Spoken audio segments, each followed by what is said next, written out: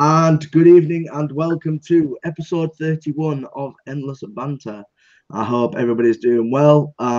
Wasn't Paul that was late tonight. It was me. Paul come on super early, ready to rock, and I'm sat here with no shirt on as usual, just sat here waiting away thinking Paul's gonna be sorting the kids out. He's gonna maybe having his tea or something. It's always that 2 minutes a little bit late. Then we have a little chat before we go live, and I'm sat here like that. Fucking hell, Paul. So it's my fault we're live tonight. We're late tonight, so I take the blame for tonight. So, Paul, how have you been? How's your week been so far? What have you had for tea? What are you drinking? And what are you vaping? I am vaping, mayo, bloodsucker. I'm drinking a can of Diet Coke, and I had steak and ale pie and potatoes and veg for tea. Is that another? Is that a pro? Have you treated yourself to another pro? Yeah, boy. one of my pals give it to me, mate. They come and see me and bought it to me because mine still haven't come from China. They're due in maybe Friday, maybe Monday next week. He was like, shit. What's it been, man? Did you drop it in Manchester? Yeah. So it's been what? 4 weeks? 4 weeks, mate. 4 weeks. Struggling on. Fucking 4 weeks. What do you have for tea? Steak? Steak and ale pie. Oh, I thought you were going to just say steak then. The full bangings with it. I'd be like, why the fuck are you lying if you had steak with tea? If you're a lad and you're watching this and you know you've had steak for tea and you've not had fucking afters, the proper afters, your fucking missus is slacking. That's all I'm fucking saying. My missus did very well, but she still. I had apple pie and custard for afters. That's the one. That is the one. Let's discuss rap battles at Expo. Someone straight into it tonight. Zach Stanley. Let's get into rap battles. Obviously, you may have done the live feed this week talking about rap battles or that last week. I have done one. I didn't do live. I haven't done a live feed at all today. It's the first time in ages. Just because I was so busy yesterday on this fucking website and I just drove to work this morning. I just wanted some peace and quiet, man. And then I've literally. I could see you were focused this morning when we had a little chat. I could see you just wanted to fucking crack on. So if anybody's not aware, I know for a fact Paul's been in the background grafting at this website. I'm ready for tomorrow to start getting everything up and ready on this website. So if you haven't seen, Paul, if you'd like to let everybody know what you've been doing with the website, what's new, what's fresh, give them sort of an inkling of what's going on, because we've seen it and nobody's released it yet, and I think it's absolutely mint. So I'll do a little screen share.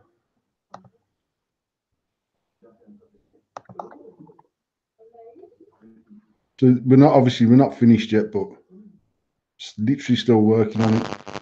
If you go down to short fill for argument's sake, then it'll give you all the short fill. If you go to, let's go to AF. Let's try AF.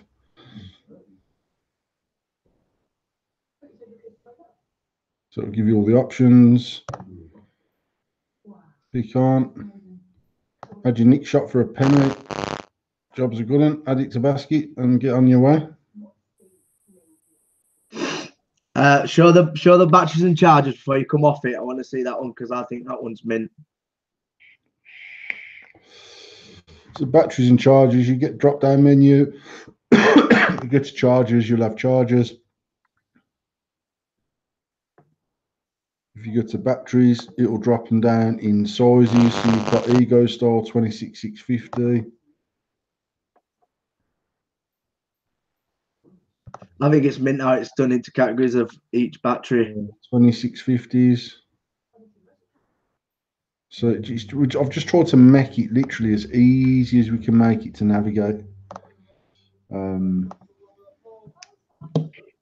Yeah, I think it looks a lot. I was saying to you, it's a lot easier to navigate through. Saying it to Jack also, it's so much easier to get through. And you know what? To be fair to Jack started working on this website about 2.5 years ago, and it's just something that never happened. And then about trying to think when it was. I'm not even sure exactly how long the website's not been working properly for, but the host company, I've been with the host company for about 7.5 years because I had a website before we started doing the vaping. So I had the host package with that company. They've been absolutely second to none. Evo Hosting, it was called, absolutely spot on. 24-hour customer service. Any problems, you email them, they get back to you, they sort their shit out. Then about 3 months ago, maybe 4 months ago, they got bought out by TSO Hosting or something like that. And it's just been drama. Then they updated all their servers and updated something else and migrated the website across and just killed the website. They literally fucked it. I don't even know what was wrong with it. Jack couldn't sort it out. They couldn't sort it out.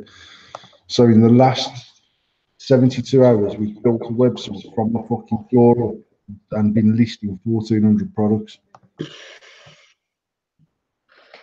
Oh, if you want to give Paul a bit of God bless in the chat, give me some God bless for tomorrow.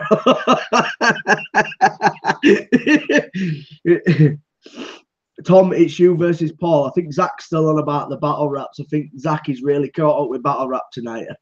It's definitely not me versus Paul. I'd just like to get that clear. We're not gonna have team versus team. So we're going to clear that one up straight off the bat. If we was going to go through with the battle raps, I will be hosting. I will not be rapping because I'll bury every single one of you.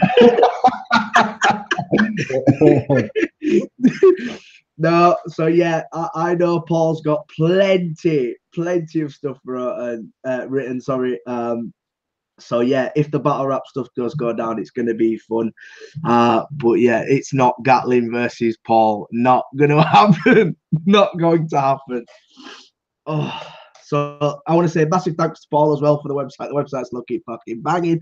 Jack, you're a fucking legend for even thinking about it and obviously trying to sort out the server. But once it's up and running, it's going to be absolutely booming. And if you haven't seen already, there is a little bit of a competition. Well, it's not sort of a competition, but if you go on to either my profile, Shady Vape's profile, Paul's profile, anyone that's sort of surrounding us with the social media team and stuff like that, you'll see it's posted out there, and there's a little something going on as a thank you from Paul and Tash. So that's pretty mint.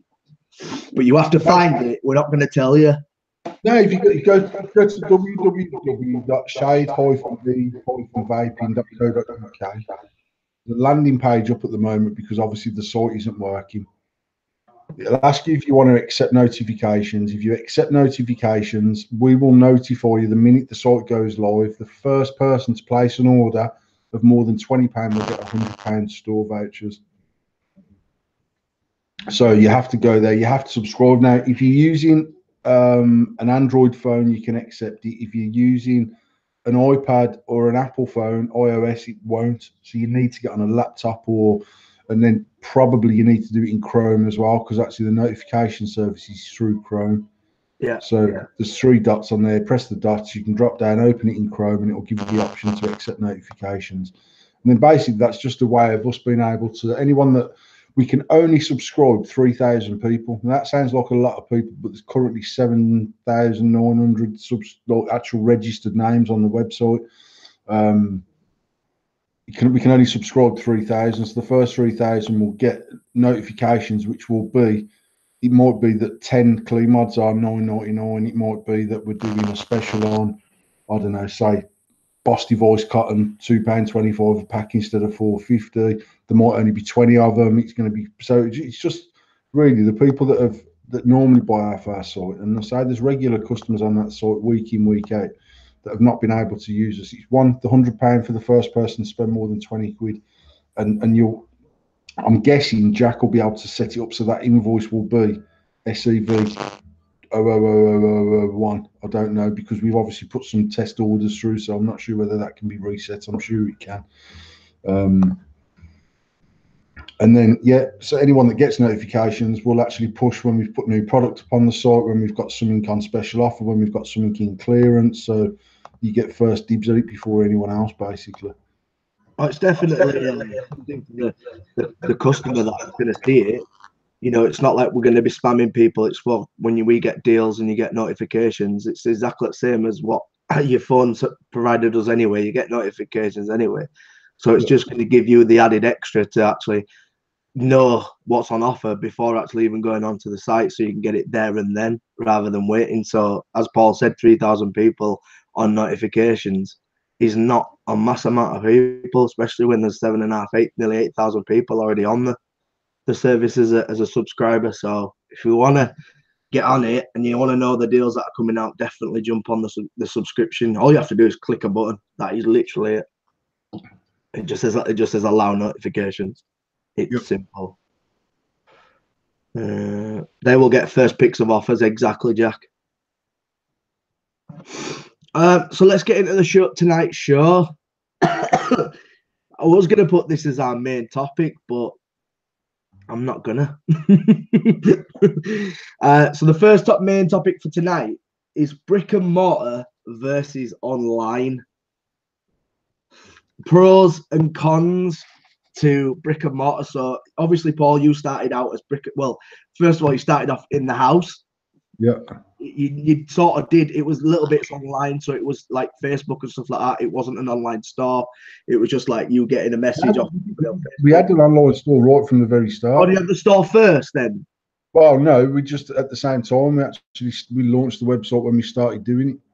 Right. Okay, I get you. So when you were doing, I'll tell you a lie. Actually, we were probably running for about a month while the website was being built. Right. So I had a website for 50 Shades of Birmingham at that time that used to sell the books that we actually sold some vape gear through, because that's the only website I had.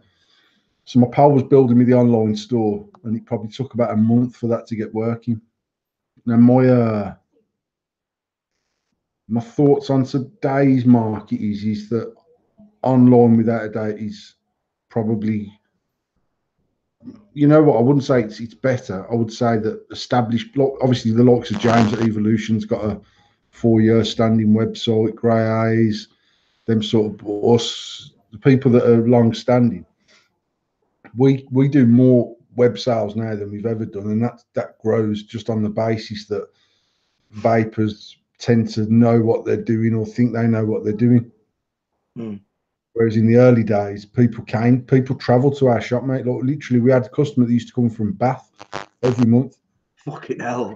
Drive to the shop. We'd have people coming from the other side of Dudley, which is a good hour drive to get to the Yardley shop. We had people coming from Hagley, which is another fucking 20 minutes on from me, away from the shop, to go over there, regular customers. And obviously, even though they were passing vape shops, they might be passing 2 or 3 vape shops now. To do an hour's drive, you'd probably pass fucking 50 of the cunts. Yeah. So that business has gone. To be fair, for us personally, our core business has always been made to Lung, and they're normally local people and they're normally loyal people. The suburb market is particularly fickle as far as customer loyalty is concerned, because they know what they want. They're looking online, they're finding it's cheapest place they can get it, and that's where they buy it from. So, I mean, I said to Jack about 3 months ago, we need to sort the website out. I need to get the website right. We need to have product added to the website before we even sell it in store. It needs to be the forefront of what we do as far as the business is concerned, because it's continuing to grow, because people do know what they want, or they think they know what they want, and because of social media, they'll see what they want, then they'll go and find it. That's my opinion. Do you think sort of like, because I do like, and I know you do like a lot of face-to-face, you know, like customer service rather than it all being online. I quite like seeing it in my hand and, you know, having a little look at it before I purchase something and stuff like that. Do you think that sort of element of vaping's gone out the window because of there is so much? Yeah. I'm still a touchy-feely buyer myself personally. Tash will go on the internet and buy everything she needs off the internet. I would literally rather drive into town and go and touch something, feel something, speak to someone about it, ask the questions that I want asking. And then if it's, I don't know, if it's a laptop and the laptop's 400 quid and I can buy it offline for £480, I ain't got enough patience to even wait the 2 hours for Amazon fucking now to deliver it to me in 2 hours. I'd rather buy it and spend the extra 20 quid. If it was, I've been looking at these Phantom speakers and they're fucking expensive, and they're like 2,500 quid per speaker. So it's like by the time you've got the 2 speakers, and then the bit to run it, you're probably looking about 6,000 quid. Now, I'm not necessarily going to buy that, but I've heard it sounds next level. It's fucking naughty. But I went to when we went to Boycester, the designer outlet, they had a shop there. So I went in there and I've asked all the questions and I know what's what. And something like that, I would come back and I would look online and then I'd buy it online. If I could save myself 500 quid, 500 quid, 500 quid. Yeah, 100%. If I could only get it for fucking 50 quid cheaper online, I'd drive to Oxford I wanted it because that's the sort of person I am. Now, I get that obviously a generation younger than me don't really know any different other than buying online, and certainly 2 generations younger than me. They're too fucking damn lazy to walk around the shop anyway. So he's just the norm. It's the way of the world. It's what's happening, and it's going to get worse. And I walk around town with Tash on Monday, and it's shocking. Shocking how many shops are shut in town, in Birmingham town, the second biggest city in the country.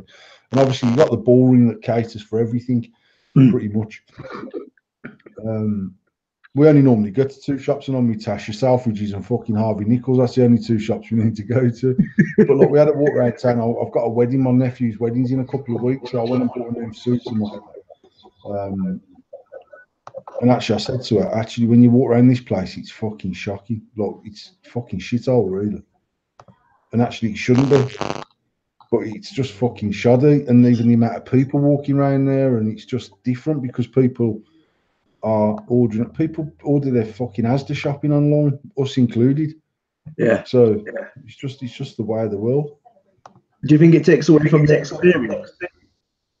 Personally, I do, because actually, my honest opinion of Facebook advertising is that,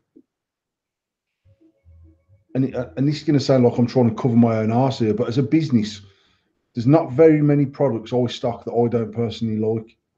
We don't carry the range of products that some of them places carry, and that's because some of them products, 1, I don't think justifies the money. 2, I don't think it's any better than a £60 or £70 device.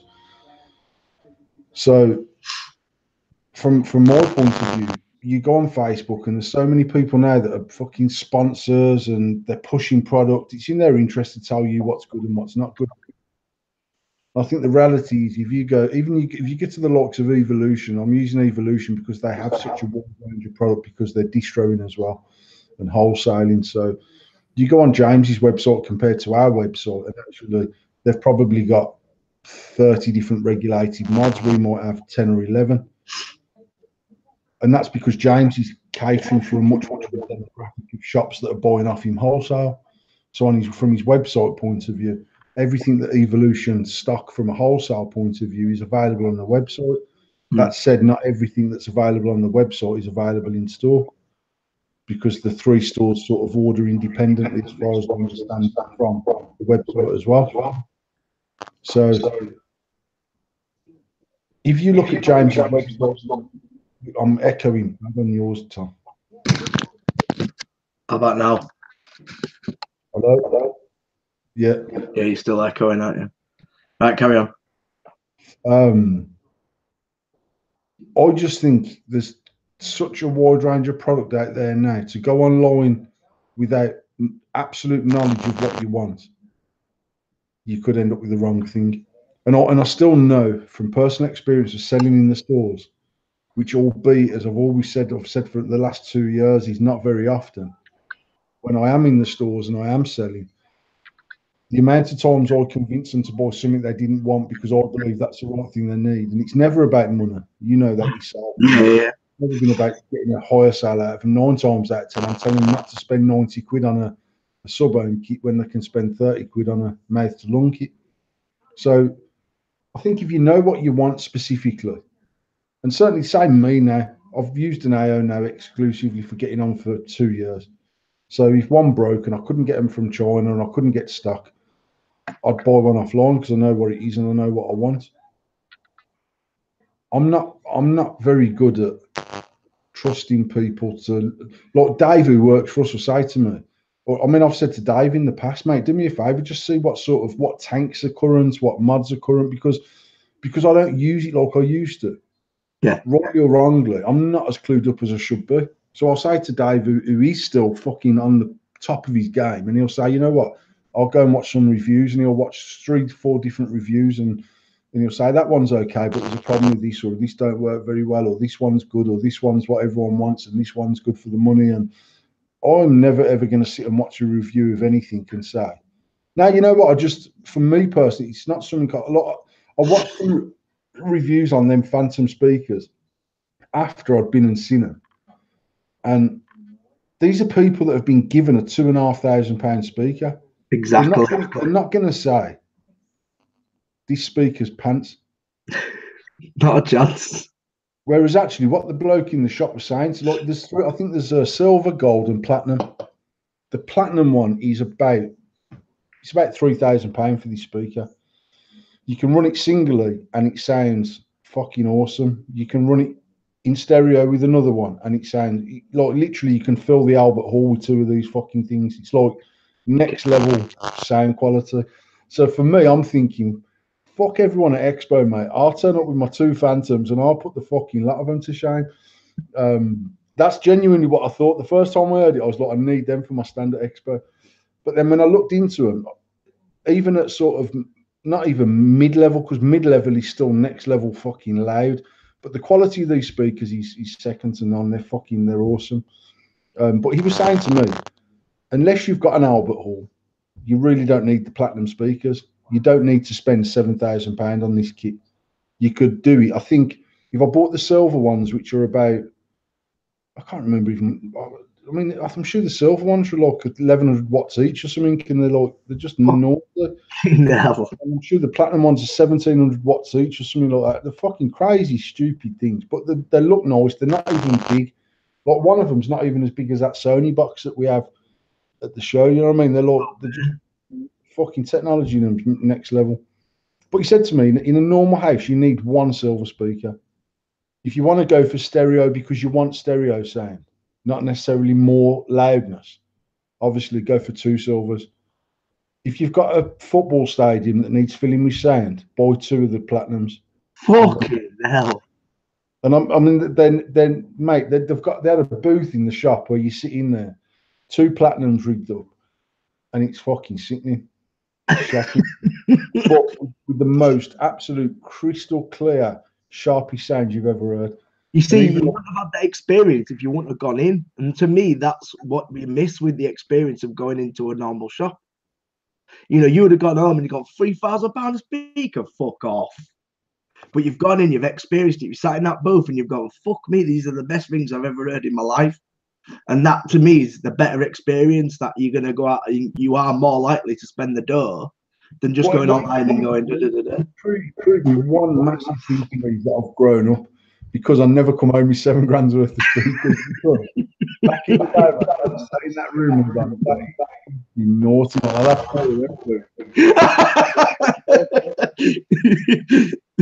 Actually, Tasha was going, if you want one, get one. And I was like, you know what? I don't need it. It's a lot of money to like I spent, I don't know what I spent. We've got Bose sound for the telly, which rigged up with Bluetooth and it sounds quality. I replaced that one recently with another Bose system. But it's the whole experience. To me, that's exactly what the online to brick and mortar is. You've got it because I don't know if you've been researching these before you went into the shop or whatever. You went into the shop and saw them.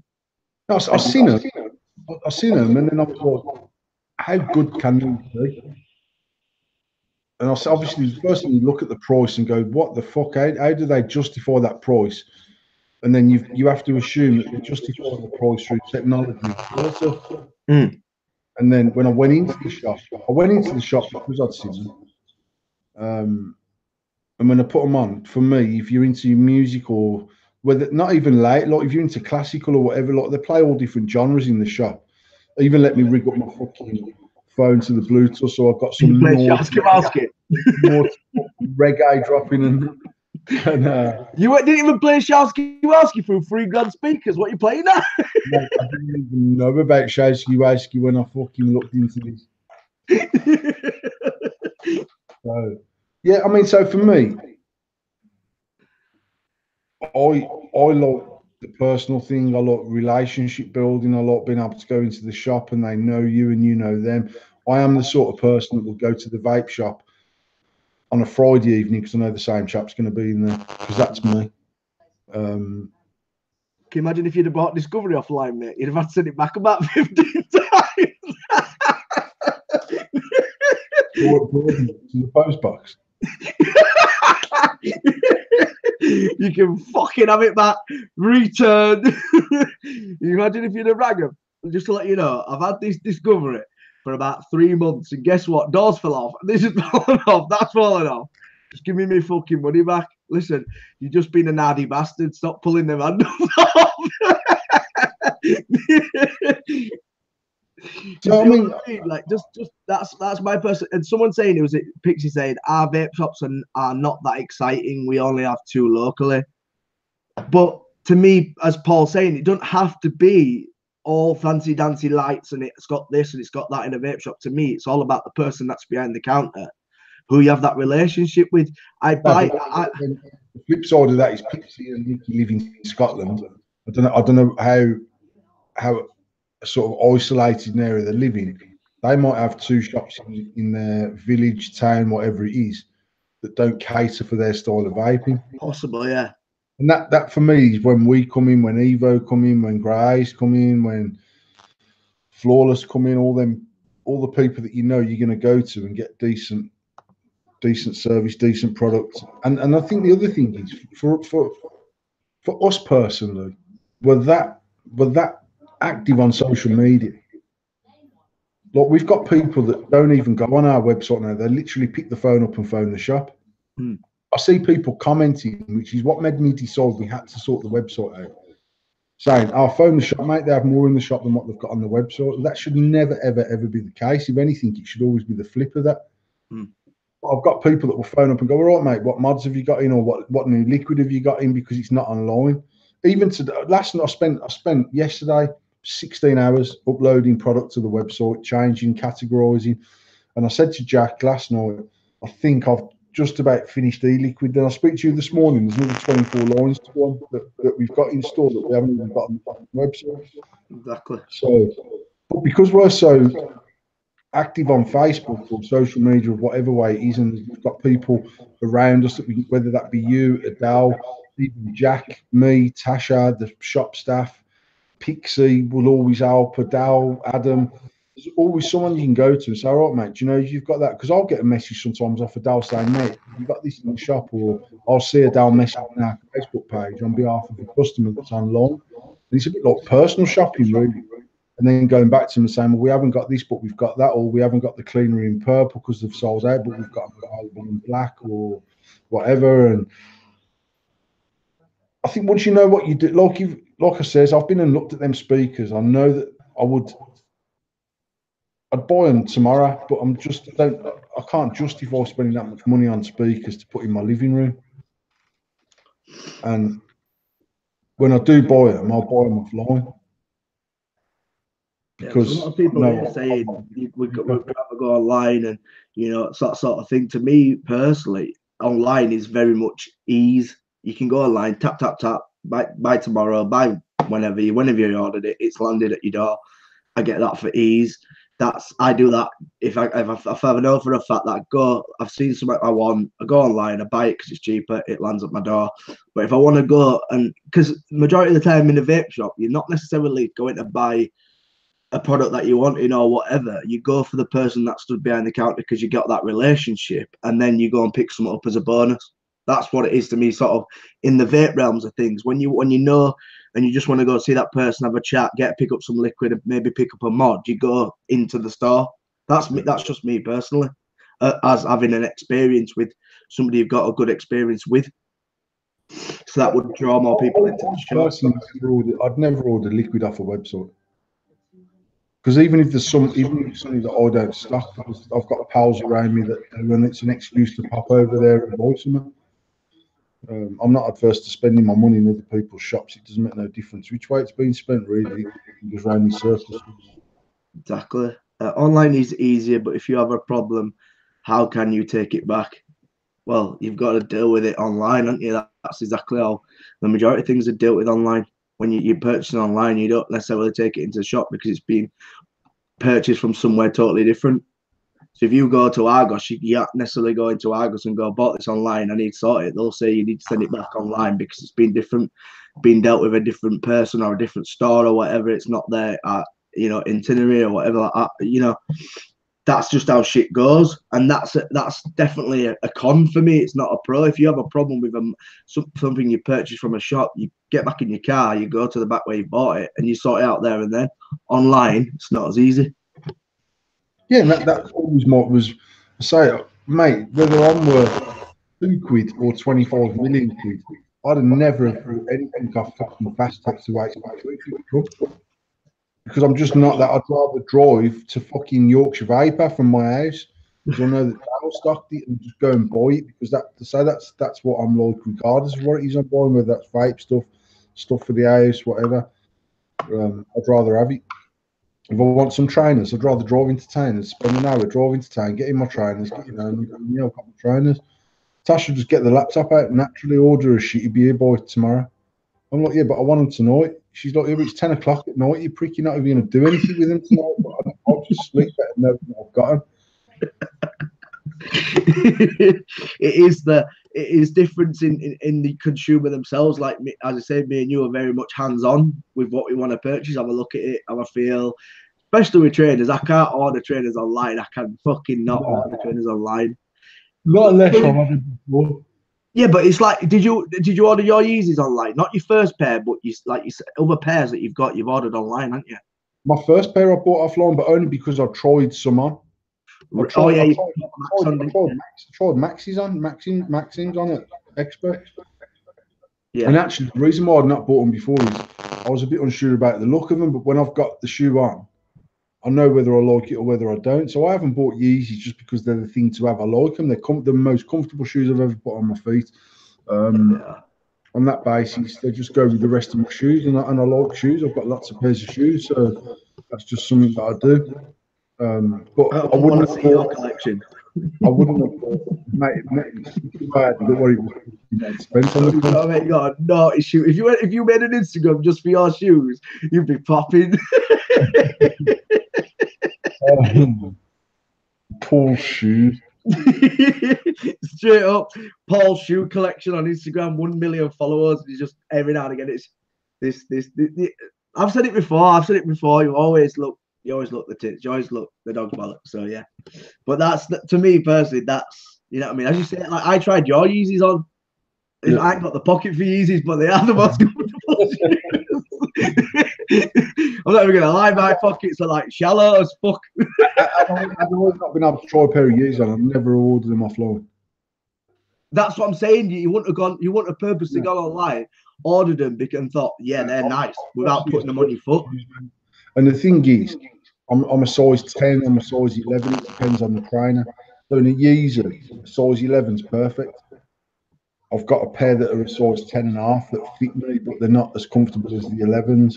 I've got some Giuseppe's that are a 10. I've got a pair of Giuseppe's that are 11. So it just depends on the shoe. But then also, having a big foot, the amount of times in my life where I've said to the bird in the shop, can I try them in a 10 or an 11? They bring them out and I go, nah, not them. And she's like, yeah, that is them.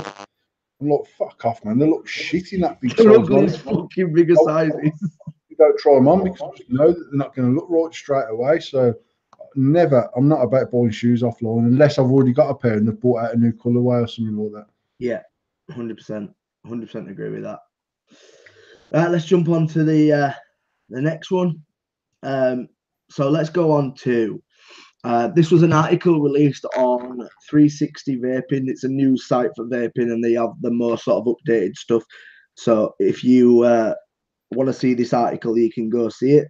But a state in America, I think it's Oregon, is that how you say it? Oregon? Yeah. They are enforcing packaging and labeling rules just like the TPD ones. And I also wanted to go off on a tangent with this one as well. Have you recently seen all the American posts now have got all the this contains nicotine? I've seen it with a hat. I've seen it with a mod. I've seen it with Atties. I've seen it with I may have seen it with a pair of fucking trainers at this rate. But obviously, I don't know whether this is them sort of trying to be in line or they're taking the piss or, but No, anyways, something changed. Something changed today. They cannot advertise without the nicotine warning on. that for a fucking hat. For a hat. So going back to Oregon enforcing these rules on labeling and stuff like that, I did save the link and I'm gonna go over it. And I'll tell you, there's even words that they ain't allowed to use. This is no joke. There's words they're not even allowed to use on their packaging. So your obvious ones are obviously supposedly child friendly, which we've gone over and over and over. It's not child friendly. It's an arsehole that would buy liquid with a fucking monster on it. But there is, I'm just waiting for this to load, but there is keywords they're not allowed to use. So they're not allowed to use cartoons, celebrities, athletes, mascots, fictional characters, other people like to appeal to minors, candy, desserts, soda, food and beverages, sweets including fruit or alcohol, and the shape of any animal, commercially recognized toy, sports equipment, or commercially recognized candy. Right? So that's obviously everything we have. So it's basically keeping it non-child friendly or whatever. Description terms and description words they're not allowed to use: tart, tangy, sweet, cool, fire, ice, lit, lit of all words, spiked, popping, juice, candy, desserts, soda, sweet flavorings including fruit, alcohol flavors. These are key words they're not allowed to use when advertising a liquid. How the fuck are you meant to advertise something when it's either a sweet flavour, a fruit flavour, a dessert flavour? How the fuck are you meant to do it? It tastes like that yellow stuff you put on pudding, and it's got a slashed yellow thing, the shape of man's flaccid penis. I mean, it's ridiculous, mate. It's just even keep the thing is even keep tart. All right, it's a lemon fucking tart. All right, it's fucking the word fire is not allowed on it. It's fire. Lit is not allowed on there. What the fuck? Lit. Lit is just a describing word that's fucking can mean absolutely anything. we had lit as fuck as a range potentially. So I mean, on that basis, you could, don't you? You wouldn't even be able to put it out to market. All just key words like this is fucking stupid. And I don't know what the law. I've obviously just seen the photos, obviously, of this nicotine stuff and whatnot. Do you think they're taking? They are literally trying to wipe it out. Let's be realistic. Is this what it looks like to me? Does it look like it to you? Are they taking it too far? I don't even know what America are fucking playing at, to be honest. They're taking it way too far. You're not allowed to use keywords. What the fuck's that about? How would you, for instance, Paul, when you're going to release a new dessert line for air, what the fuck are you going to call it if it's desserts? And you know how I call it desserts. What the fuck are you going to call it? That cake thing. Well, I can't make. She can't use what to do with desserts, so don't call it cake. So is it that what are you going to call it? I'm stuck straight away. So the reason I'm saying I'm stuck is because that after dinner meal. You're still describing some sort of pudding or so whatever. This is the thing that they're saying. You're not allowed to say anything that's describing of it. So you're not allowed to say desserts. So it's a meal. So you're not allowed to say a dessert or whatever. So what are you going to rename your label? What are you going to put as your juice name? They are literally putting you into a fucking wall and saying, deal with it. And you're sat there going, eh? You've got how you're describing a fucking juice line without being able to use words as juice. It's called juice anyway as e-liquid. You know, that after main food, he's still calling it food, Neil. This is the problem. This is the wall I'm getting into. The fact is that when we always go back to TPD and how difficult TPD's been, and then the states get this fucking thrown at them, it's fucking ridiculous. The biggest country one of the biggest countries in the world is sitting there going, this is the biggest opportunity that they've got to literally screw our industry. And we're sat worried about TPD. And if Brexit's going to come through and what's happening with TPD. Right from the fucking get-go. So even prior to TPD, when we first had the first drafts, actually, we got away fairly late. And the only thing that really we got shafted on, I think, is bottle size and tank size. 100%. And we got around the bottle size by short, Phil. We got around the tank size by doing bubble glasses. Yeah. And do you want? I'm even gonna tell you. So if you use any of these describing words, or if you use anything to do with it, right? Yeah. So there is 1, 2, 3, 4, 5. So you can have 5 violations, right? Your first violation is going to cost you $500. Your second violation is going to cost you $800. Your third violation is going to cost you $2,000. Your fourth violation is going to cost you $8,000, and your fifth violation is going to cost you $15,000. So how much was the first one? $500, $500, $800, and 10,000. 500, 800, 2,000, 800, 15,000, 8,000, 15,000. So then, in theory, you've got to spend $3,800 branding the sick liquid. And then once it's out there, you've got to fucking completely change your labelling. You ready though? Are you ready? Go on.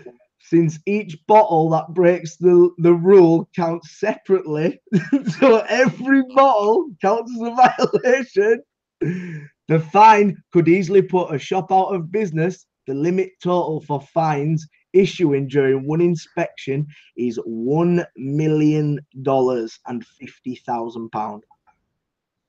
So you could have your shop shut down if you have what? Say, for instance, you had 3,000 or 3,000 bottles, you'd be getting fined up to fucking £1 million and $1 million. And that is just by using them terms and not having the right labels. And we really are worried about TPD.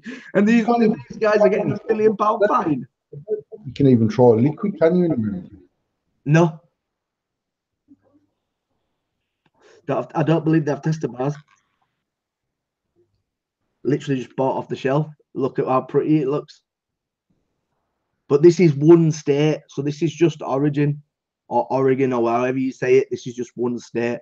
But you could have a fine of $1 million just by using terms of dessert.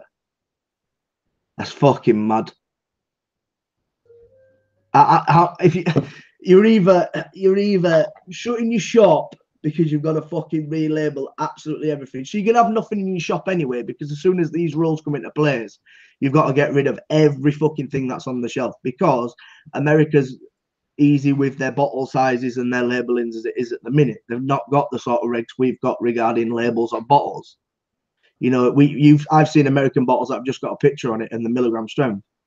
They've got no warning labels or anything like that. They're not sort of up on that game in the States anyway. So I agree with the label should be exactly sort of very similar to ours, because it obviously has the warning labels on and everything like that with them. But to charge a store £1 million fine just because you've got dessert wrote on your bottle is fucking ridiculous. It's scary. That is literally turning around and saying, you might as well just sell as your shops or shut your fucking doors. How do you get around it? How the fuck do you get around it? Because you've got, in America, you're obviously getting stuff from San Diego, New York, California. You're importing from all over the US. This is just one state that's got to stick by these rules. And I know there ain't that many jerseys coming out of that one state. You're fucked. You're 100% fucked. And I've left Paul speechless. How the fuck do you brand something with that restriction? Exactly. So that shuts your doors. So to me, that's a purpose built fucking rule or law that is basically turning around and saying, fuck you, we don't like you, we're going to charge you £1,000,000 if we come into your shop, you might as well shut the door. Because you can't go around rebranding all the bottles, because once again, that rule's come in, they have to be all the right labels. So you've got to go back to the person, whoever's manufactured this e-liquid, and say, we're fucked because in our state, we need this on our bottles. It's fucking mayhem. And this is all being put in place by fucking FDA. Mate, the FDA, the dentist function cunts. It's mad. It just, I sat and read this article and I went, £1,000,000 because I've got dessert wrote on labels. Can you imagine if they put it in overnight? If they just put this fucking rule in overnight, you literally would have to shut your door. It's none of this. What did we have with TPD? 6 months. Well, more than that, we were given the October deadline to not get anything in, and we're given 6 months from that deadline to get rid of anything we had. Yeah, 6 months grace, wasn't it? Yeah. But that was actually, we probably ended up with 12 months because you had about 6 months up to the October to say, after that date, nothing that's not compliant can be added to the stock. And then from that point on, you've got 6 months to get rid of any existing stock. Every fucking bottle classes as one violation. That's one expensive bottle of fucking juice. Can't pass that fine back on to your consumers, can you? It's fucking mad. What they sort of were saying, they are advertising brand new colours, and they are exactly the same. Oh, anyways, trainers. The FDA banned Kinder eggs because kids could choke on the egg. Well, that's why there's not fucking toys inside the fucking cereal anymore, because kids can choke on them. But back to this ruling, it's mental. It's absolutely, I don't know how anybody can not think that if this one state puts it into play, that other states won't jump onto it.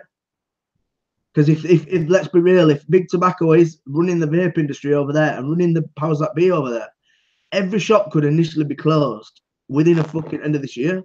If every state put that into place, you'd have a vape shop with no fucking juice. There'd just be devices in shops. Because they've obviously not stated anything on devices, it's just all juice. Crazy. It makes me speechless because I don't know how you can go and get around that. There is no sort of, oh, fuck it, we're doing the short fill. Because technically it's not classed as an e-liquid because it's not short fill, because it's short fill.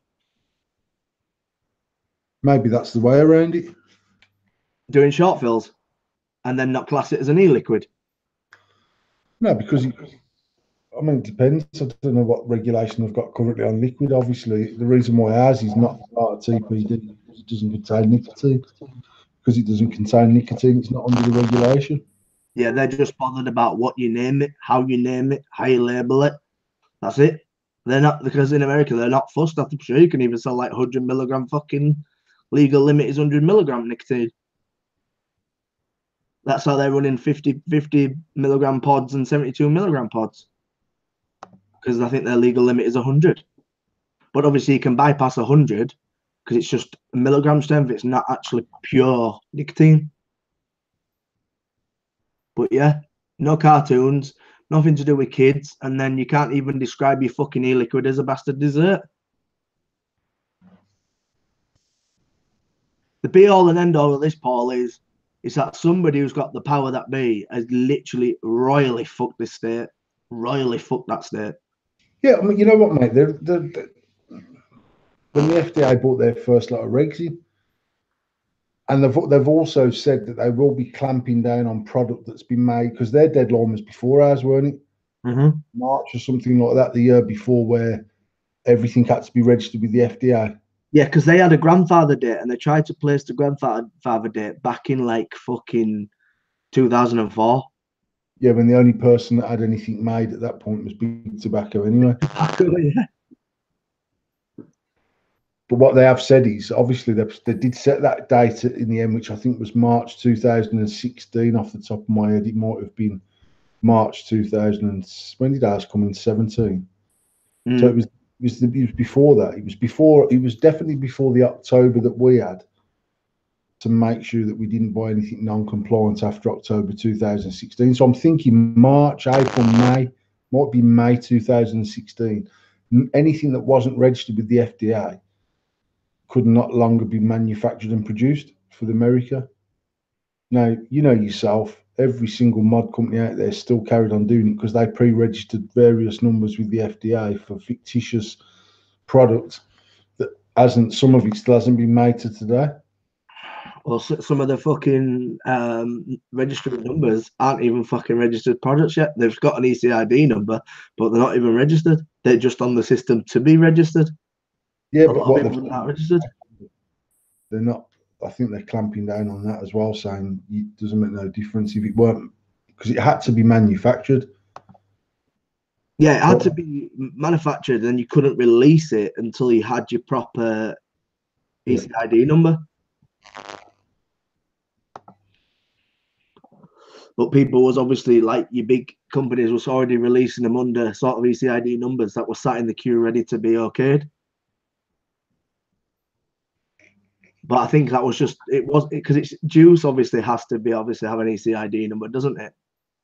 If it's got nicotine in it, yeah. Yeah.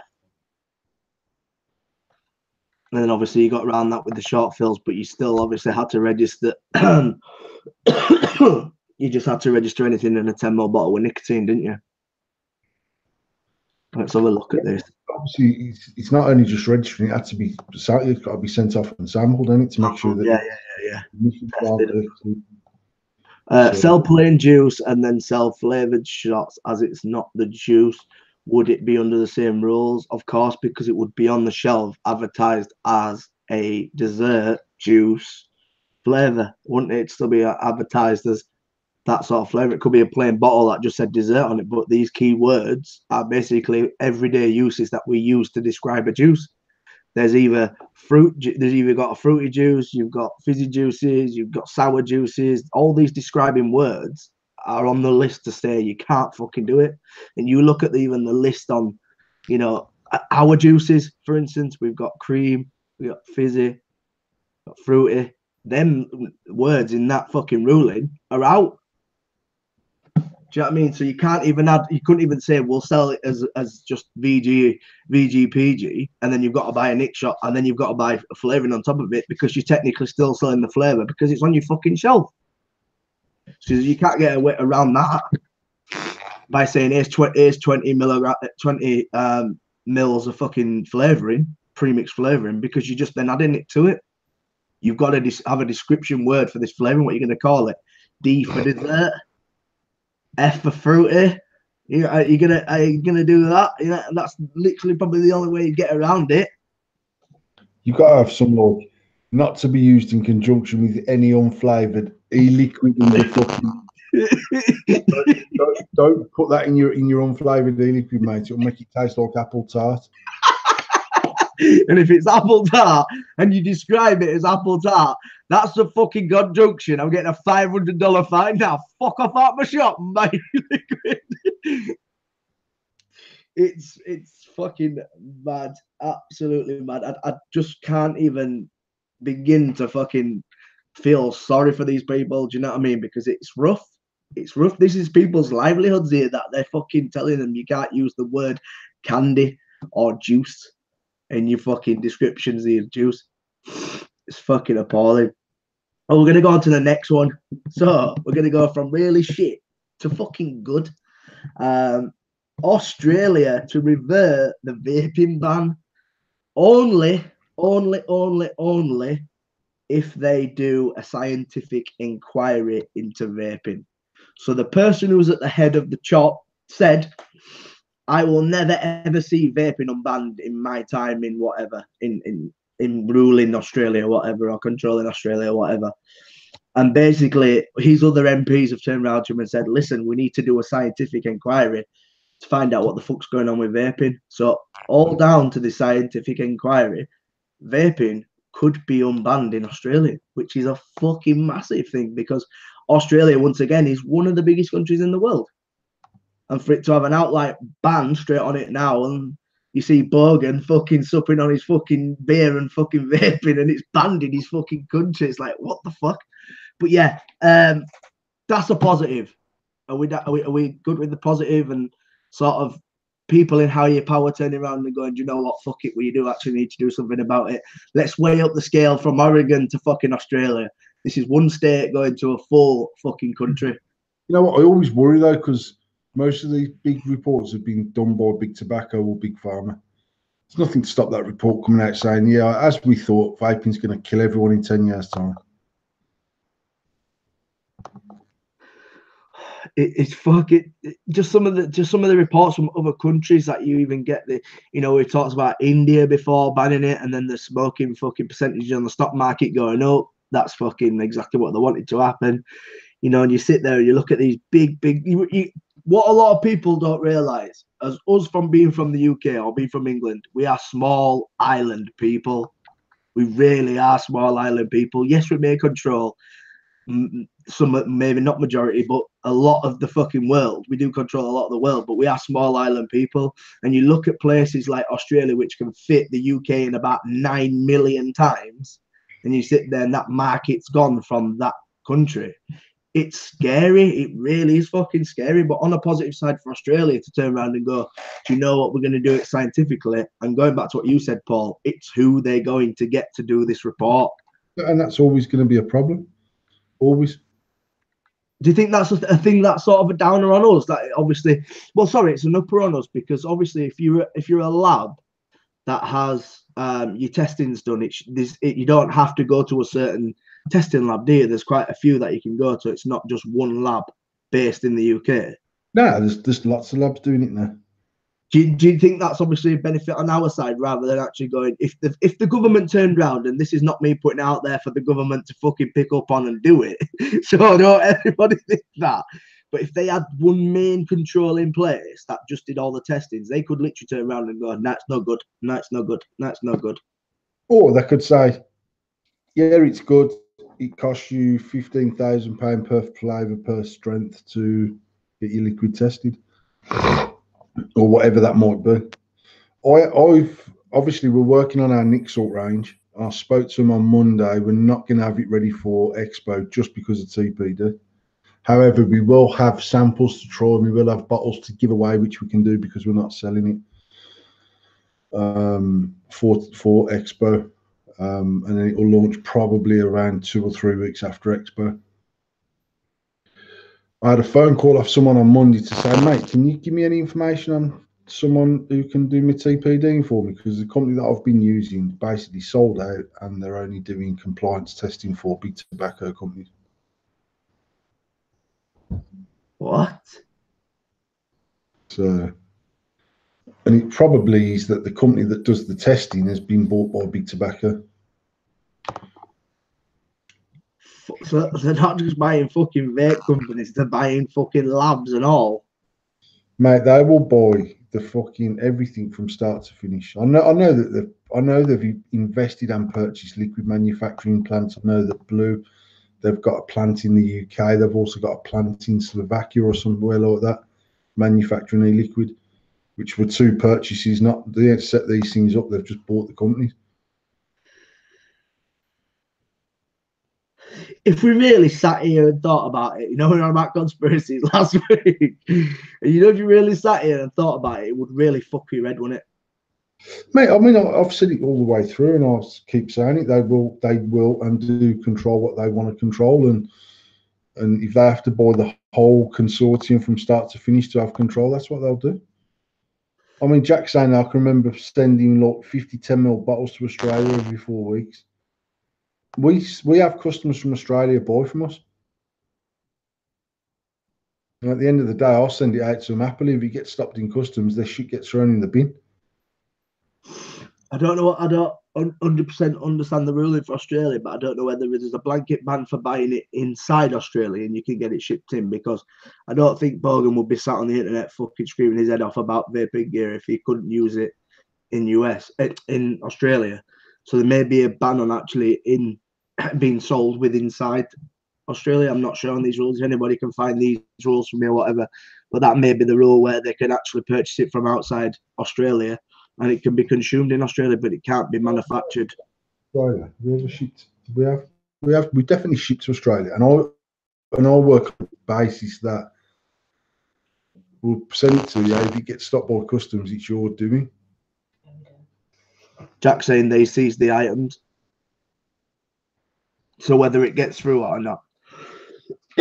When you have to get to the point where you are smuggling fucking e-liquid so you don't have to smoke, it becomes a bit of a fucking joke in my ideas. And sends a letter if there's a return address. So they send a letter to the actual poster.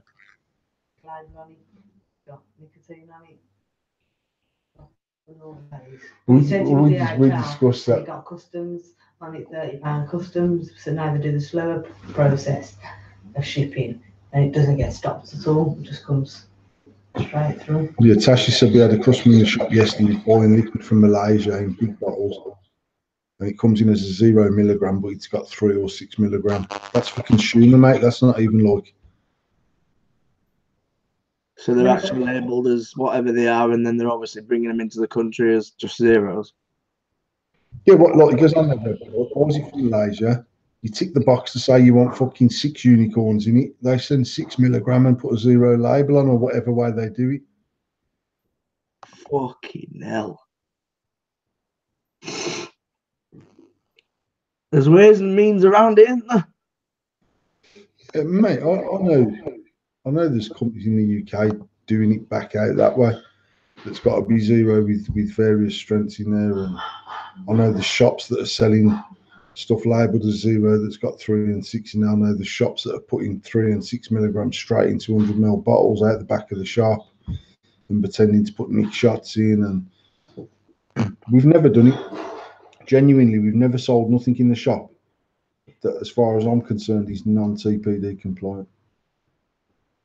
I don't think I personally, it's on a personal level, not a business level, I don't think it's worth it. I really don't. Maybe necessarily it's my morals that are telling me it's not right to do, but... You know what? I know for a fact we could shot out 60ml short fills with 3 milligram way easier than short fills. But for me, I didn't want to be that company that got made an example of. Yeah, there is that. 100% there is that. I just sit there and it just fucking mind boggles me. It really does. Just the state of it, the state of everything, in from our side of things to the other side of things to you know, abroad and whatnot. And you just sit there and think this is fucking more. And I know you've been saying it for months and months and months, and I think it's just finally stinking in with me that it is corrupt as fuck. Mate, money talks. Money talks, simple as that. And some people, I say, if I sold more business tomorrow, it's not because I'm selling out, it's because I've got a business that's saleable. The same way that if someone offered me more for my car than what I felt it was worth, I'd sell my car tomorrow.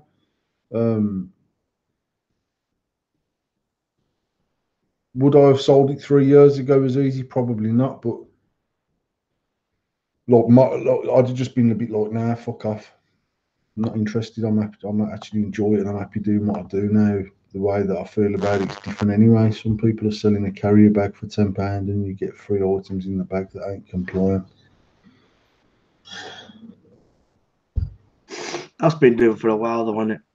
That's not like a new thing, but no, it's a bit like if you go on these beer buses in the Black Country and that it's illegal for them to sell beer on the bus because they're not licensed buses, but they sell raffle tickets for fucking £4 and you can swap a raffle ticket for a free drink. And it's that sort of thing, and actually it's like, which you can do. You can do that because actually you're giving the beer away. You're just swapping it for a fucking token for nothing, but you've got to buy the token off them.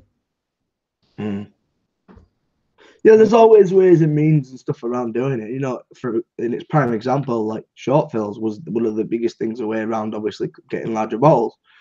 And I don't personally think that's morally wrong in the slightest, because it's literally not even a loophole. It's just not stated that the fact is that it's 0 milligram juice and you're adding TBD compliant component to it to give it nicotine. Yeah. To me personally, that's not even anything wrong. I think just people that have got backstock and they've had backstock for fucking a year and a half, and then they start shotting it out in a fucking plastic bag, and they've got an extra fucking 100 mil that's not compliant in there. It's a bit fucking shit. Pardon the pun, Paul, but it's a bit shit.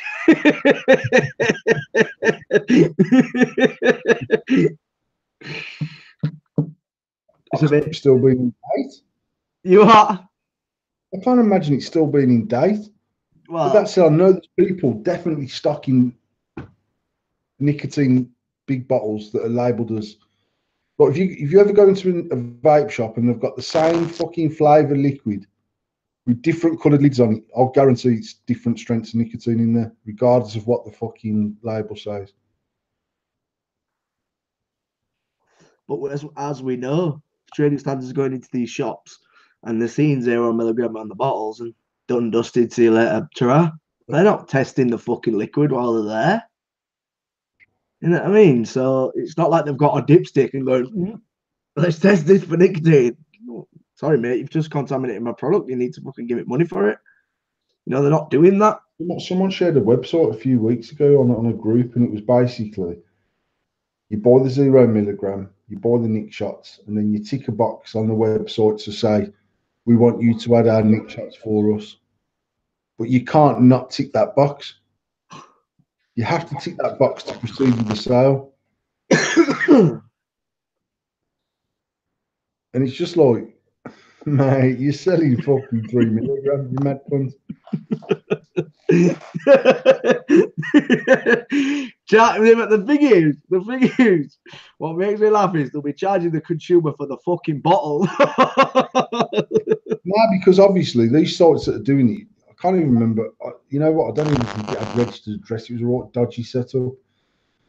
They're literally like your nick shots come with it. Your nick shots come with it, and then there's a box to say yes, we'd love you to add our nick shots for us, but you have to tick that box, or you can't proceed. It's like an option that you have to fulfill.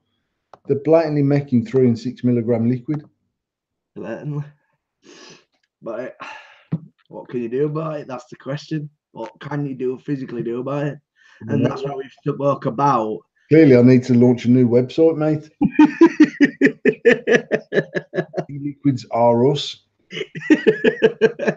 Well, that's where I was going to say. That's where I was going to say. It's like Dom a dealer, isn't it? Exactly. It's like Dom a dealer. Just fucking ring them up and say, have you seen this address? This is where I've got this from. It's fucking totally wrong address. It's Mary. They turn up to Mary's house. Are you manufacturing e-liquid in your fucking talking about? Well, and you know what? Genuinely, morally, I'm never going to be that guy that picks up my phone to trading standards and says more competitors selling 6 million. But there's people out there that would. No, there is, and I mean, I said right at the very start, the best way for trading standards to combat this, or the only way they're really going to combat it, is by snitches. 100%. Because actually, if trading standards come into my shop and say, we suspect that you're selling, I don't know, AF juice in 0, 3 and 6 milligram, and I say, no, I'm not, and I say, why have you got 3 bottles of it, and one's got a red lid, one's got a black lid, one's got a yellow lid, and I say, that's because my supplier only had them coloured lids. Yeah. If you phoned them up and said, I know there's a shopping yardler that's selling nicotine product in a 0 bottle, claiming it's non-TPD product, they're more likely to seize it and then sample it than they are just me saying, no, mate, it's just 0. Because it's not cheap for them to do that sampling. It's not cheap for them to sample that product and say, yes, it's got nicotine in it.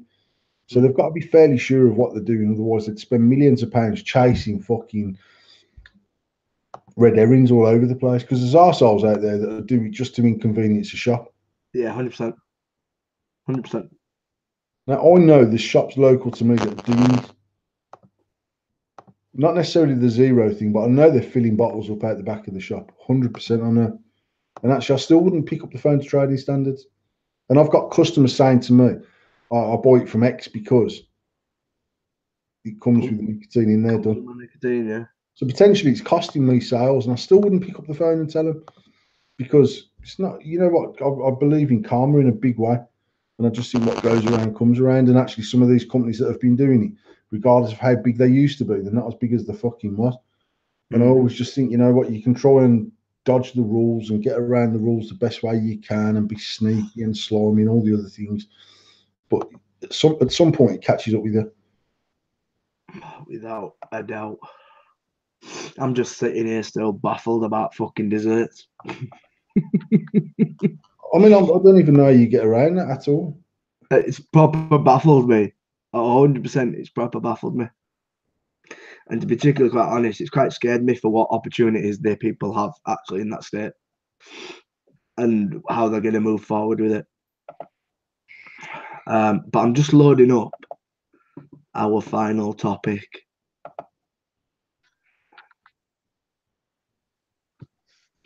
And then I'm going to share my screen and show you the video. Let me see if it lets me share my screen.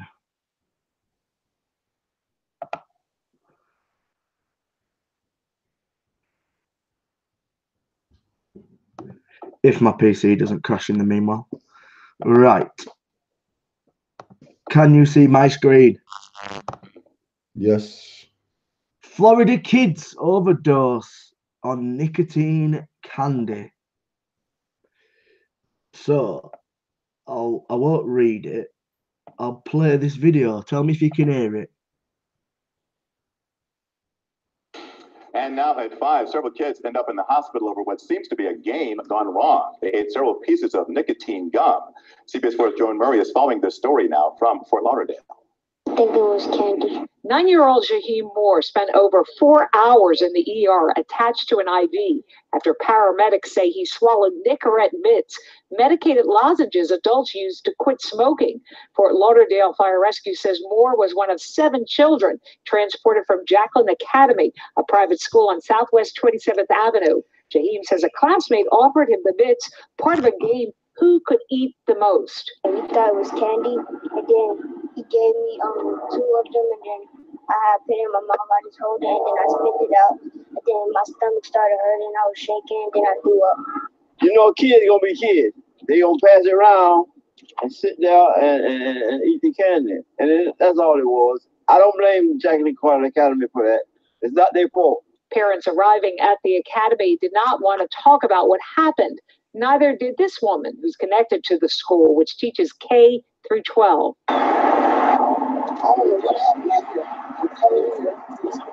Broward Health said the kids treated ranged in age from 9 to 12. Their symptoms included rapid heartbeat, low blood pressure, and nausea. At high doses, Nicorette can cause seizures. They don't know what they were doing. So the most important thing is to keep all these medications away from the child's reach. Where the child got the Nicorette is a mystery, although Jaheim's father said the student who brought it to school claimed he bought it at a store. Store don't want to sell any nicotine to no kid for no candy. But that's what he said that would happen. So we really don't know what happened. All the children had been released from the hospital, and the investigation is underway into how this happened. In Fort Lauderdale, Joan Murray, CBS 4 News. What the fuck do you think to that? I think that black geezer's like, kid gonna be kid. When I was kid, we were taking a crack. So this just the nicotine, it's not a problem, boy. Mate, you know what? I just think I can remember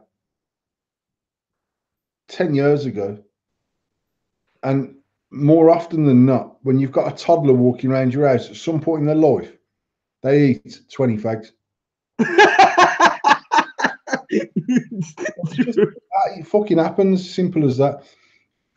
And there's been kids that have died because they've managed to get hold of the fucking dad's drugs and they've fucking swiped that and that. And as far as shops selling them, buy candy, I was trying to read a bit of the article as you were playing it, just having a flick through it, but shit's going to happen. And at the end of the day, if one of them little cunts have swapped their mum and dad's Nicorette. None of their mum and dads look like they're using Nicorette patches. They look like they're using Class A, to be fucking completely honest with you. But even if they've shoplifted the packet of chewing gum,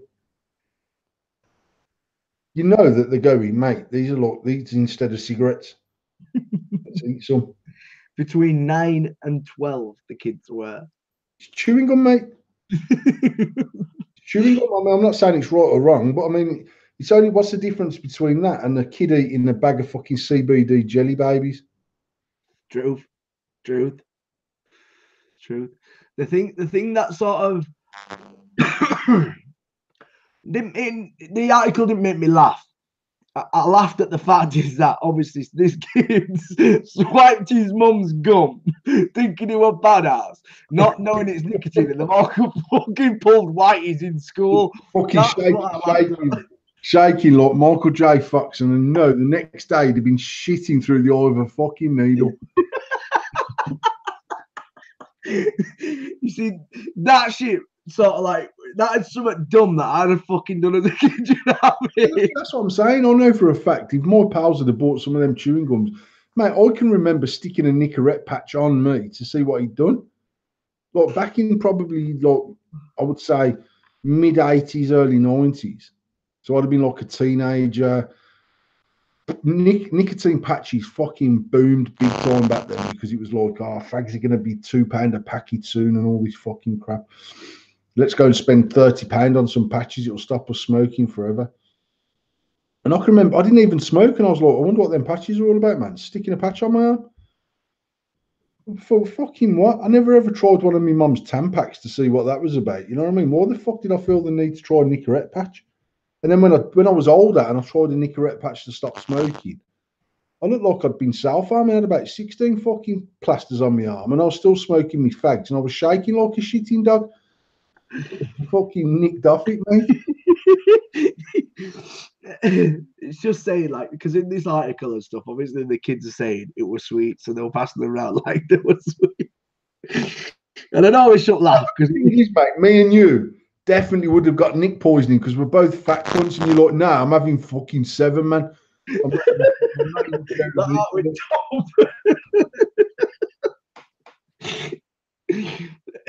I know we shouldn't laugh. But we are, so fuck it. What sort of bugged me about this article was obviously these kids had no idea what the fuck they were doing. Kid probably 12-year-old knew exactly what it was, and he was setting up 9-year-olds up. It's simple as that. He was sat there like, yes, I'm gonna fuck these up this afternoon, thinking he's got fucking Molly or MDMA in his fucking pocket. And he's spiking these kids. Go on, have a fucking cherry fucking sweet, son. Go on, fucking art. And don't get me wrong, that side of it is funny to me. I'm not gonna fucking lie, because as I said, this is something we would have fucking done. What the thing for me is they're screaming in the States about fucking the Juul, and they're screaming about this, that, and the other, vaping, da-da-da-da. We mentioned it last week about I'm putting fucking banners up in the toilets for kids to stop smoking. Yet some little fucking bastard's gone to school, nicked all his mates up to tits, and he's all... The reason why this will come to nothing, mate, is because they're medical products, right? Their medical products are regulated by the FDA. The FDA are making fucking clank out of them. So they'll come up with it. They'll end up like one of them black blokes who's on there going, Mark, you just tried the sweets. One of them's going to get shot. One of them will go missing just to set an example to the fucking kid. It's fucking like, well, let me read this. So it says, I'm just trying to read through some of the article because the article's fucking massive, and obviously it just states obviously what happened. Rapid heartbeats and low blood pressure. Sounds like a fucking weed to me.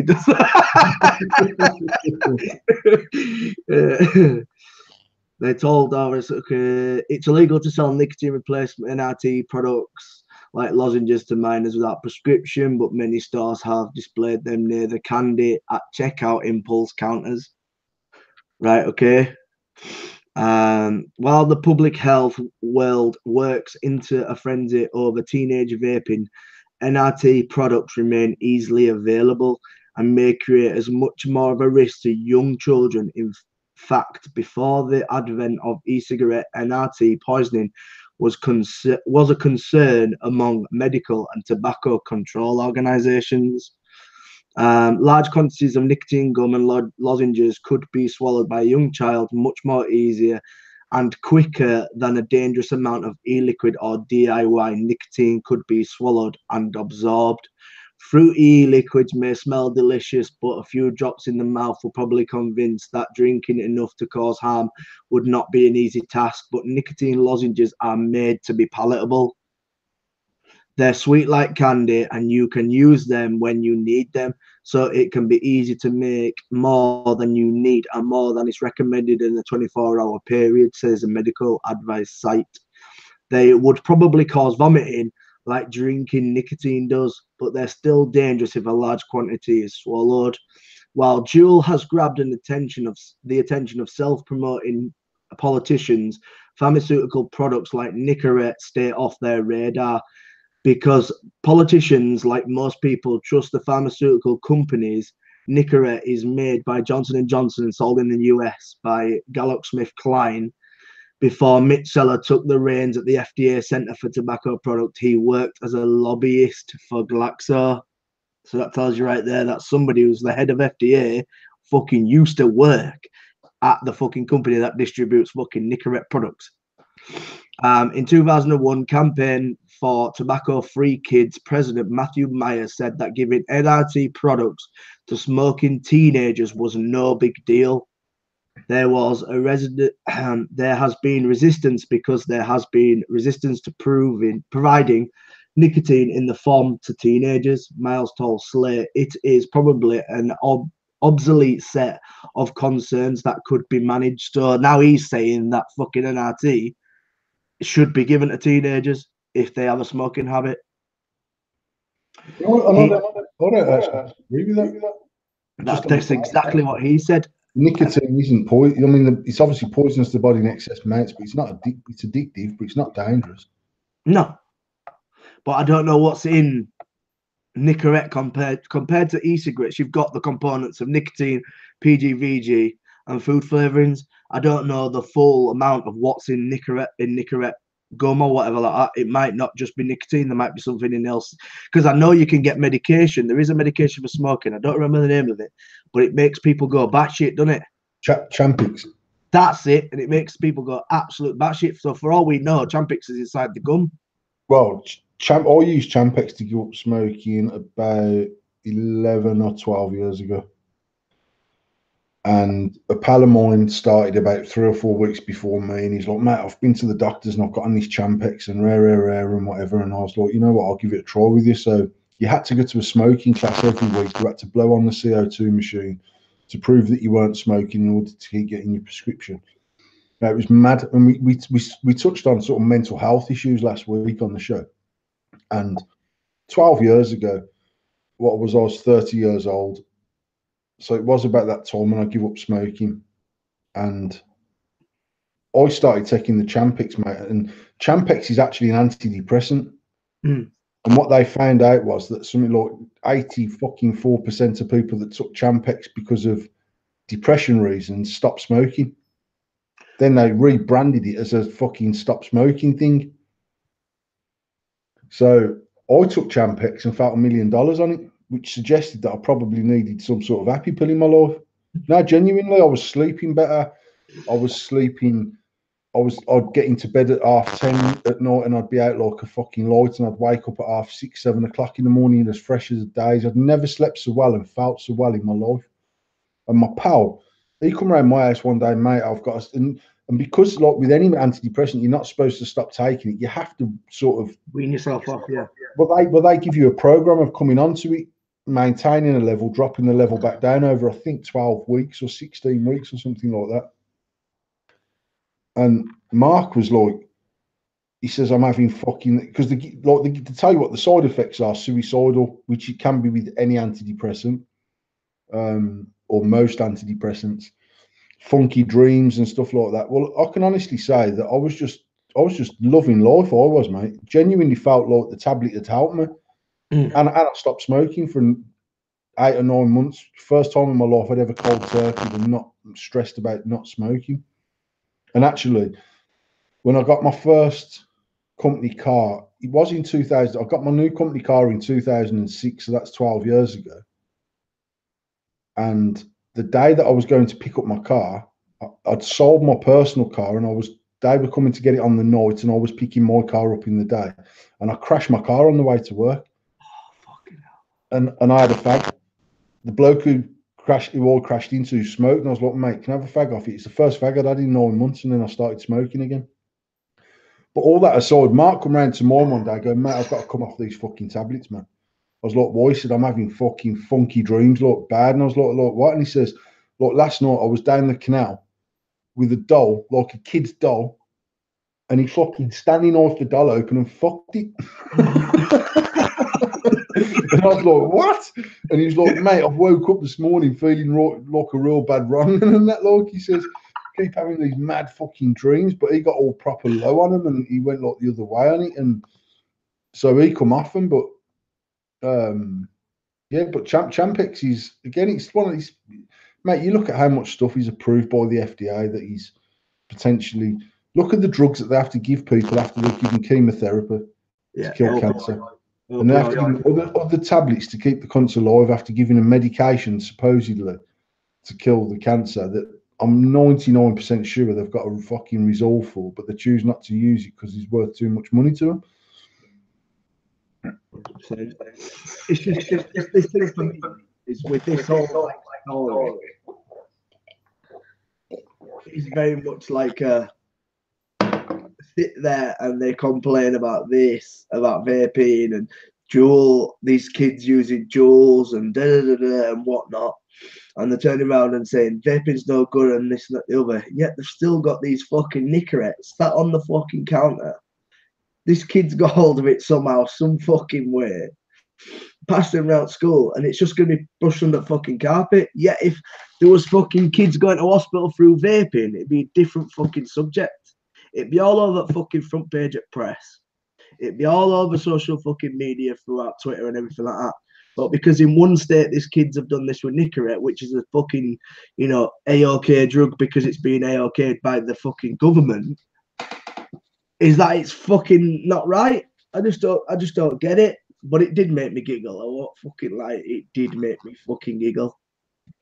Do you think it would be looked on differently if it was vaping? Totally. You wait until some babby drinks fucking 10 nick shots. And it's all over the fucking news. It'll be absolutely fucking everywhere, won't it? Well, I'm guessing it will be. I mean, I used to stress badly, like, I know people that have got dogs that no matter what's delivered by the postman to that house, the dog fucking eats it. Yeah. So I'm like, what if we deliver, like, some people back in the day, they'd order 5, 6, 8, 10 bottles of fucking 60, 100 ml, 6 milligram liquid.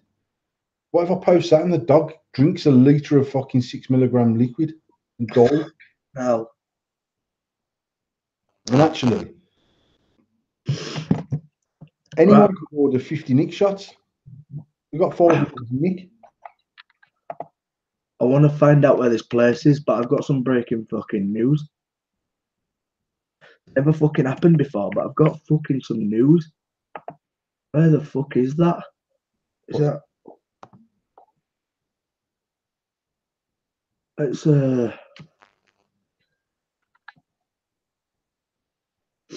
I'm trying to find out what this fucking article is. I've just literally got one.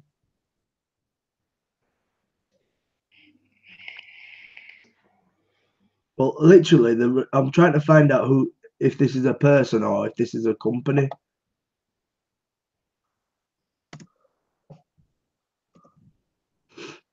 Yeah. Right, here we go. Gottlieb says Gottlieb considers banning online vape sales. And we've just been talking about brick and mortar. I've just got it now. FDA commission, FAD, yeah, it's a commissioner, so it is actually a commissioner of the FDA. So FDA commissioner Gordon Lieb says US are weighing in on banning online e-cigarette sales. The FDA is considering banning online e-cigarette sales, Commissioner Scott Giep said. This comes just weeks after Gordon Lieb dubbed youth use of e-cigarettes as an epidemic and announced a historic crackdown. The FDA ordered 5 brands to submit. Piss off.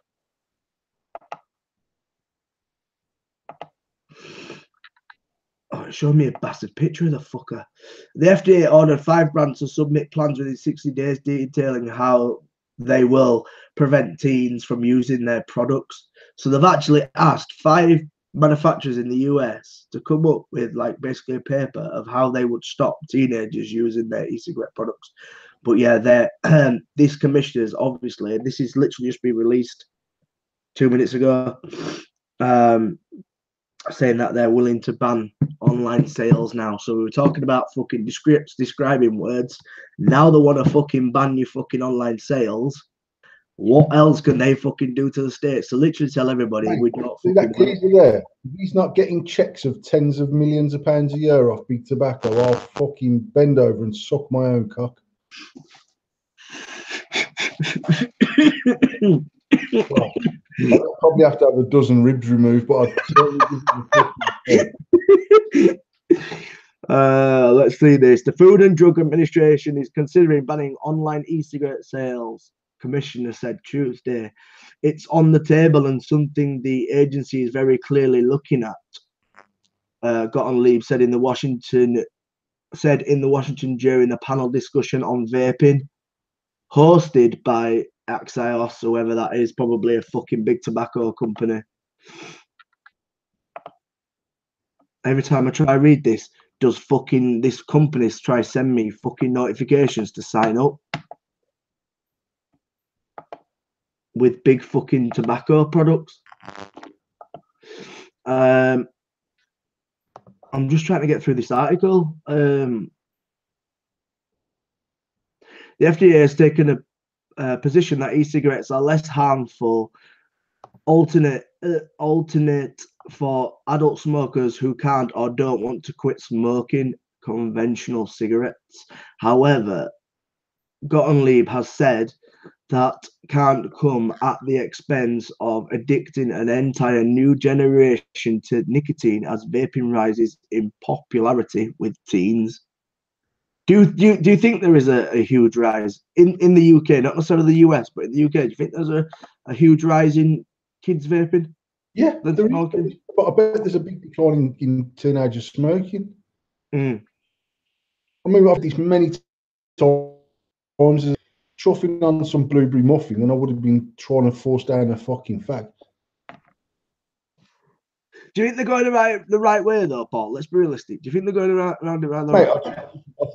I think it's bollocks when the FDA also are responsible for allowing cigarette sales.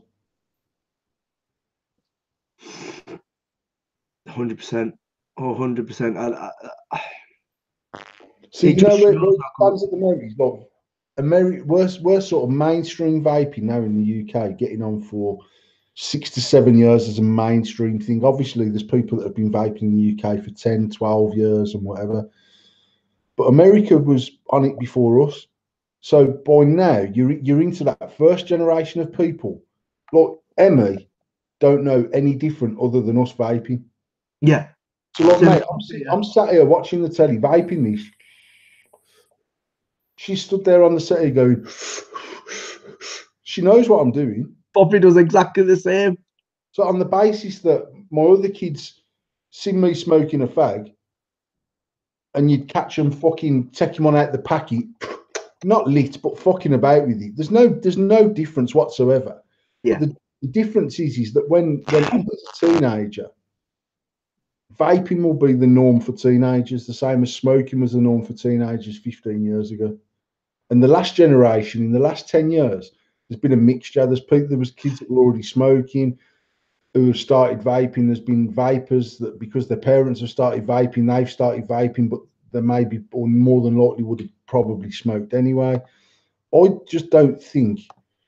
I mean, are more kids more likely to start vaping than they ever would smoke? Probably yes, if I'm being honest, because it's just because it's considered healthier, because it smells nice, because the clouds look cool to a teenage boy who are trying to impress some little slag who they want a finger, and it's that sort of thing. Like it's to me, it's way cooler than smoking a cigarette. It's definitely like the new wave of what we did with smoking, really. Yeah. Yeah, but obviously the downside to that is when you look at the CBD products that have come out now, it's also probably a gateway to smoking weed, because and I'm not one of these, oh yeah, so if you smoke weed that means in 10 years you will become a heroin addict, because I'm not stupid. But if you're vaping CBD as a norm as a teenager, and then your pals are smoking weed, how many of them are already on the assumption that they're already smoking some sort of weed type product anyway? Yeah. Yeah, 100%. I've seen a post yesterday. I've got a geezer on my friends list, and he had a post up about spice and mamba, and basically about the epidemic of spice and mamba and that type of fucking shit drug. And his status pretty much says, in fact, it says something like this, because this is how he types.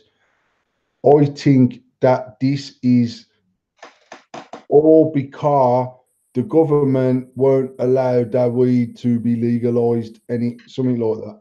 And I bet you're right, man, innit? Huh? I bet you're right. He's a mix-up. He's no, but he's a proper sound kid, and that. And actually, what he was saying was, he's obviously pro weed anyway, and he's like, oh yeah, it should be legalized, which is cool if that's your thing. But he was basically saying that Mamba and Spice have had such a rise because they haven't legalized weed. And I was like, mate, that is the most stupid thing I've ever heard. I don't smoke weed, but I know I could go out in my car and within half an hour I could have a fucking ounce of skunk in my fucking car. Fucking 9 bar. All mate rock burns and in my fucking in my ball suit. So on that basis, I was like, if that's the case, why? If weed was legalised, do you honestly suggesting that we wouldn't have heroin addicts and crackheads? Because people have got different levels of, I'm going to do that. My level of I'm going to do that is quite fucking low, actually. One, even down to getting pissed. As a teenager and an older teenager in young 20s, I was a bad piss artist, man. Bad. 7 nights a week in the pub. And even though I'd done that solidly for about 5 years, I didn't actually ever enjoy being pissed. I hated it. And that was for no other reason. I don't like not being in control of what I'm doing. If I'm going to stab some cunt, I want to stab them on a sober head and know that I've gone out there to stab some cunt. I don't want to wake up in the morning and go, what the fuck was you playing at last night, you dickhead, man? And I've smoked weed.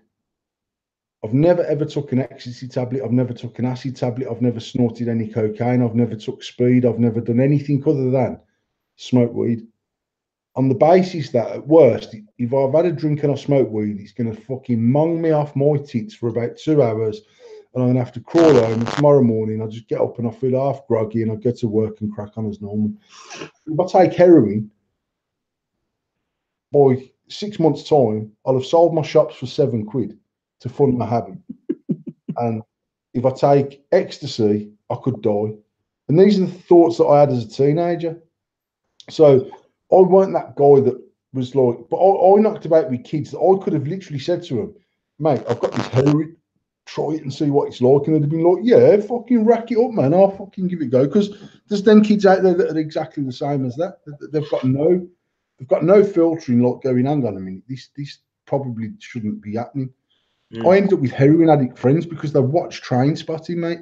They watch Train Spotting, and instead of saying, oh my God, that shit fucks you up, they went, oh my God, let's get some of that shit and see what it's like. And out of the 4 people that done that, 2 of them are dead. One of them's still a heroin addict and one of them's clean.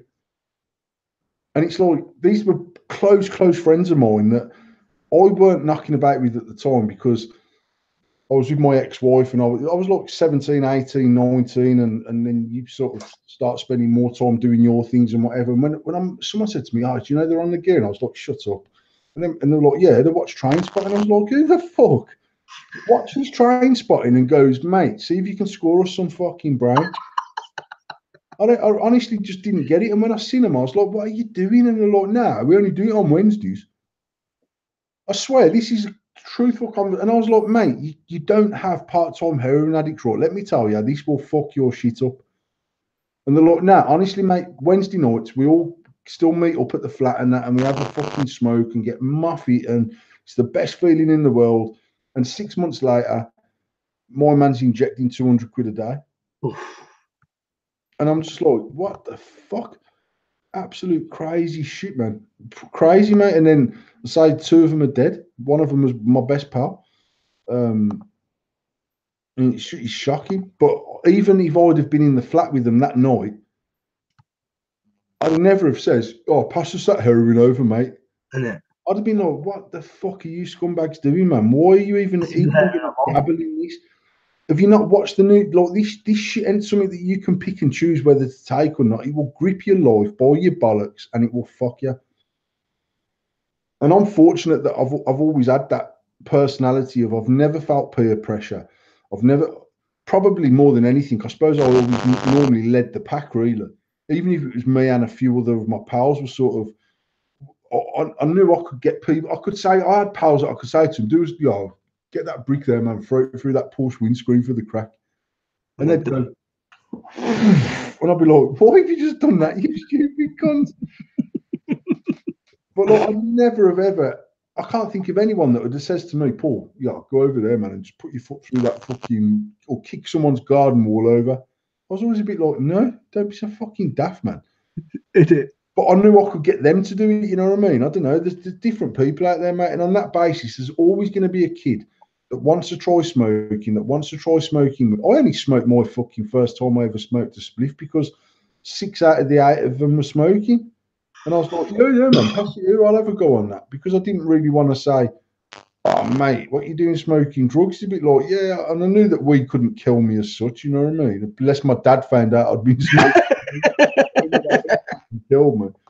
But I just think kids will try smoking, and lots of adults who've never smoked in their life have smoked a cigarette once upon a time and said, "Fuck that, man, it ain't for me."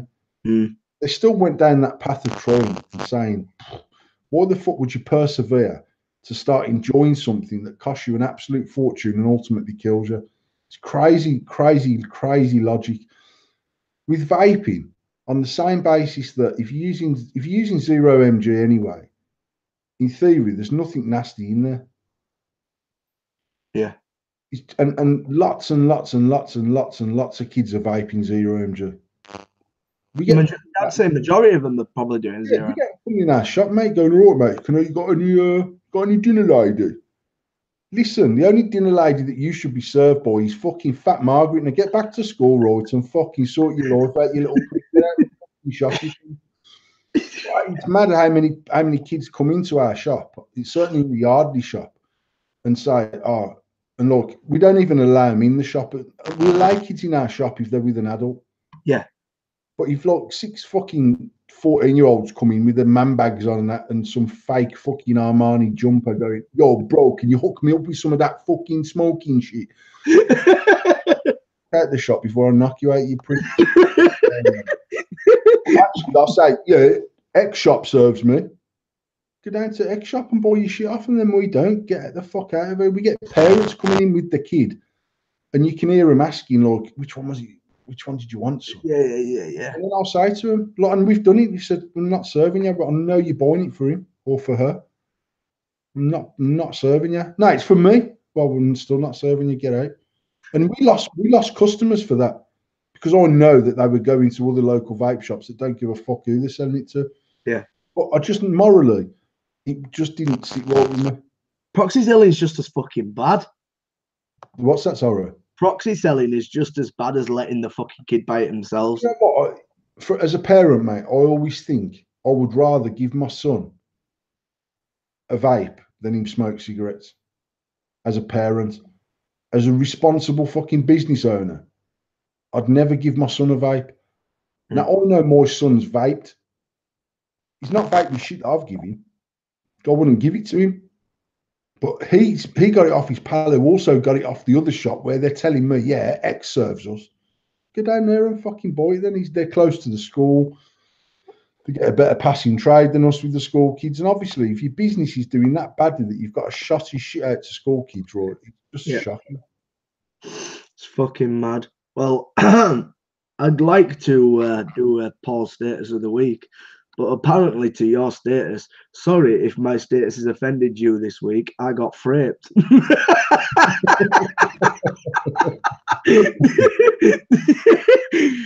So I'm just going to go through I had some corkers this week, mate. I was clearly in a fucking bad place personally because I read some of them back and I was like, what the fuck are you trying to find up there, you mad geezer? I did giggle and I did post on the one, obviously, who's got the selfridges hook up. I thought that was fucking mint. I was actually being genuine because I'm going now, as it goes, I've got a 20% hookup for selfridges now. I've got my nephew's wedding in 2 weeks' time, and I was going to treat myself to some Louboutins. So 20% is 20%, mate.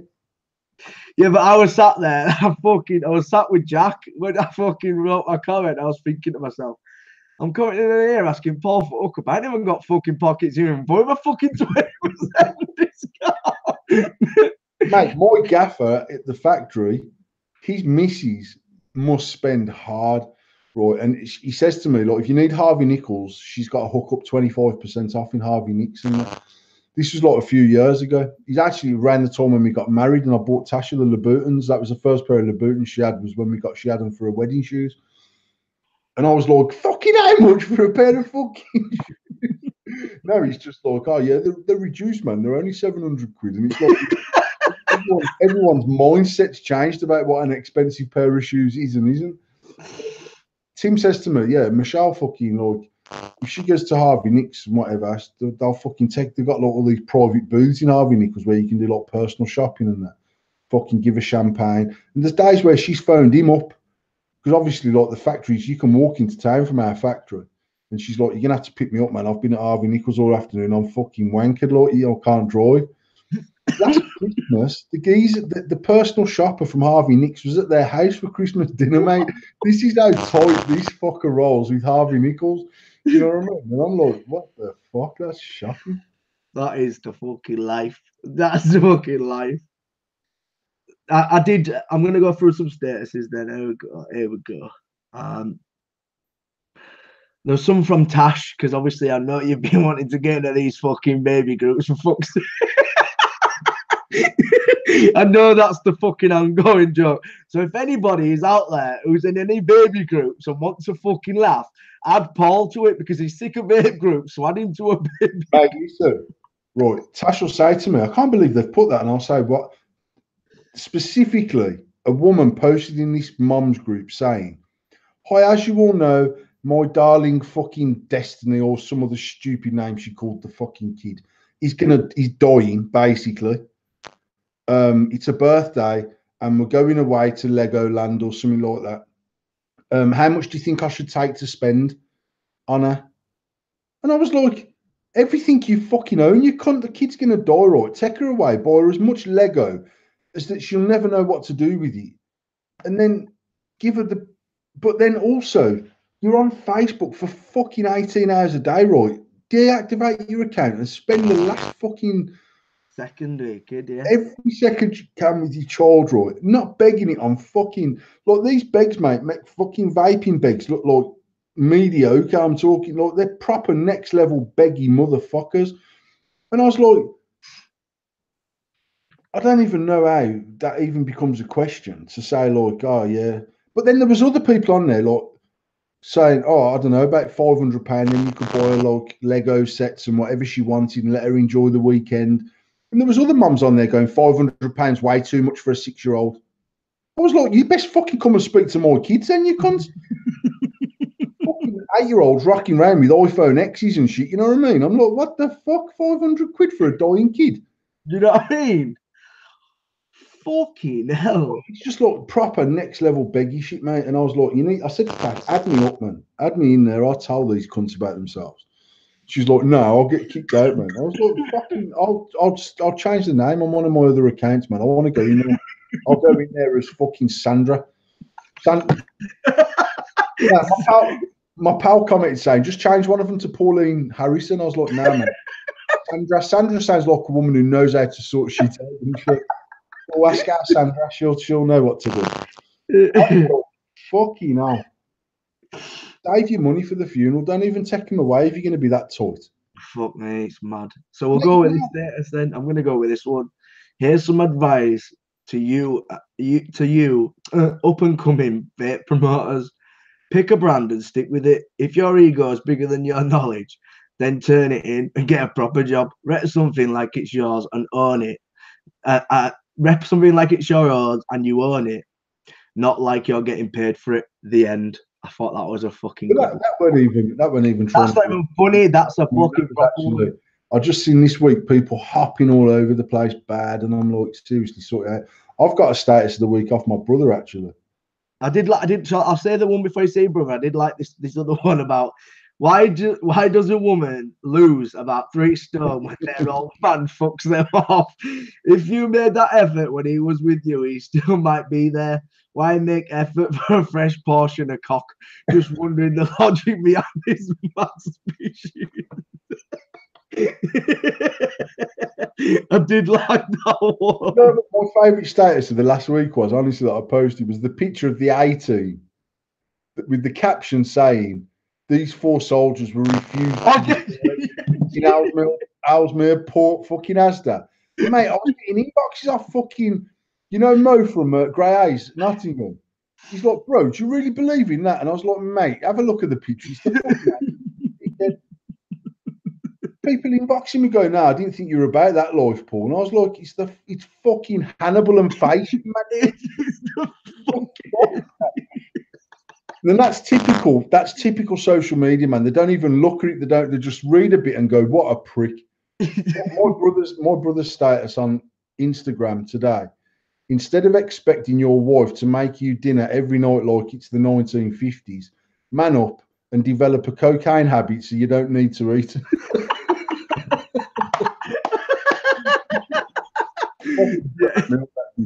That's fucking fire, that one. That is fire. And before we finish, I just thought I'd let you know, Jewel has made 15 billion. That's how much they're worth. Jewel. Just to let you know, Jewel are worth 15 billion. Just thought I'd let you know that. We're going to end on that one. Jewel are worth 15 billion because they're selling to fucking kids in America. 15 million or billion? Billion. Billion. Billion. Blood fire. I really went all white yardy then. Paul, are you up for going to see him? I was going to ask you after the show, but fuck it. Should we go see him? Mate, he's on Tasha's birthday. He's up and down the country. I was on about going. It's only like 20 quid.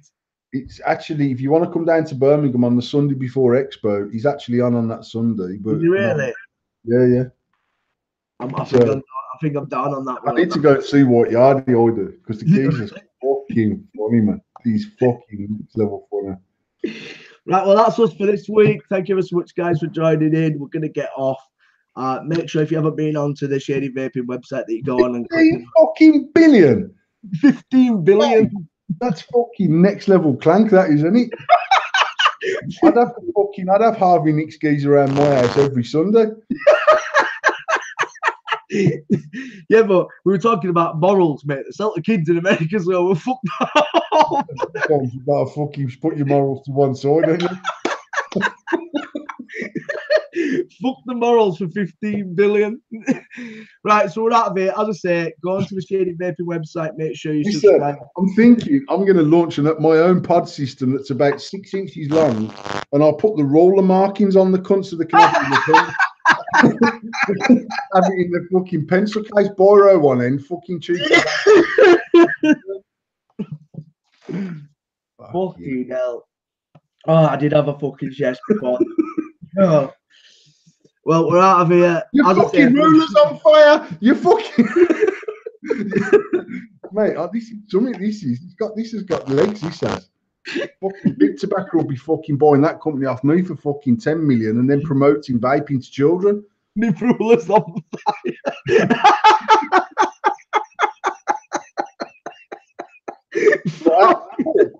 Fucking hell, does your ruler smell like fucking strawberry tart? Oh my fucking god! Why can't you fucking ding me ruler up desk?